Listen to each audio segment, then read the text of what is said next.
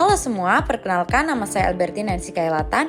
Pada kesempatan kali ini saya akan menyampaikan hasil analisis perbandingan ekonomi antara Indonesia dan Cina di tahun 2021. Dalam analisis ini saya menggunakan 6 indikator yang terdiri dari 3 indikator wajib, yaitu pertumbuhan ekonomi, inflasi, dan tingkat pengangguran, serta 3 indikator tambahan yaitu neraca perdagangan, investasi asing langsung, dan konsumsi domestik. Perbandingan ini penting karena Indonesia dan Cina memiliki hubungan dagang yang erat dan kondisi ekonomi Cina yang sudah lebih maju bisa menjadi bahan pembelajaran bagi Indonesia. Pada tahun 2021, pertumbuhan ekonomi Indonesia tercatat sebesar 3,69%. Angka ini menunjukkan pemulihan setelah kontraksi akibat pandemi, tapi masih relatif lambat. Sementara itu, Cina tumbuh jauh lebih tinggi, yaitu 8,1%. Hal ini menandakan bahwa strategi pemulihan pasca pandemi di Cina lebih cepat dan efektif. Dengan demikian, dari sisi pertumbuhan ekonomi, Cina jelas lebih unggul dibandingkan Indonesia. Kemudian inflasi di Indonesia pada tahun 2021 berada di angka 1,87%, sedangkan di Cina inflasinya sekitar 1%.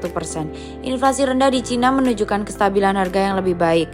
Namun perlu diperhatikan inflasi yang terlalu rendah juga dapat menekan konsumsi karena daya beli masyarakat tidak terdorong. Meski begitu, jika dibandingkan langsung, Cina masih terlihat lebih baik dalam menjaga kestabilan harga. Selanjutnya, pengangguran terbuka di Indonesia pada tahun 2021 mencapai sekitar 6,5%. Angka ini masih cukup tinggi, terutama karena dampak pandemi terhadap sektor formal maupun informal. Sementara itu, Cina mencatat tingkat pengangguran di wilayah perkotaan sebesar 5,1%.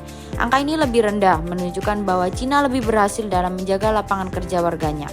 Jadi, dari sisi tenaga kerja, Cina juga relatif lebih baik. Selanjutnya, Indonesia berhasil mencatat surplus neraca berjalan sebesar 0,3% dari PDB. Ini tentu kabar baik karena menunjukkan adanya ketahanan eksternal meski tidak terlalu besar.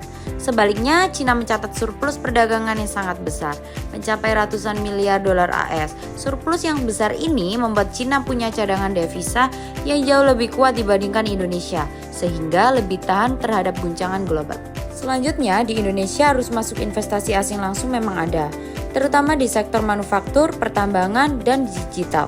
Tetapi jumlahnya masih terbatas dibandingkan dengan negara lain.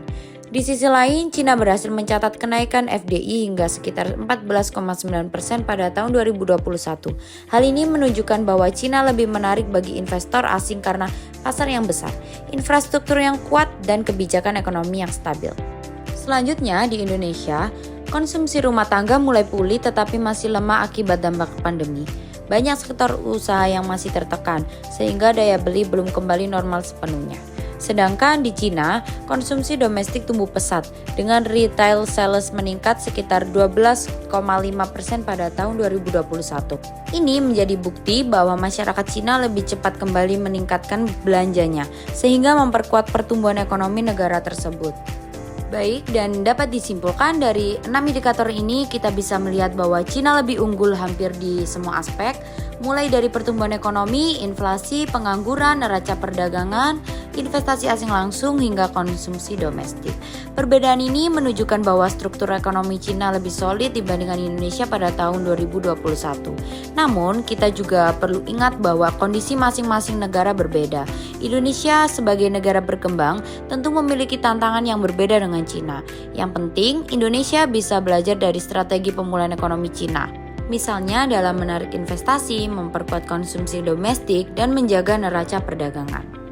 Demikian pemaparan analisis singkat dari saya mengenai perbandingan ekonomi Indonesia dan Cina pada tahun 2021. Semoga pembahasan ini bermanfaat, khususnya untuk memahami posisi Indonesia di tengah perekonomian global. Terima kasih atas perhatian teman-teman dan sampai jumpa di kesempatan berikutnya.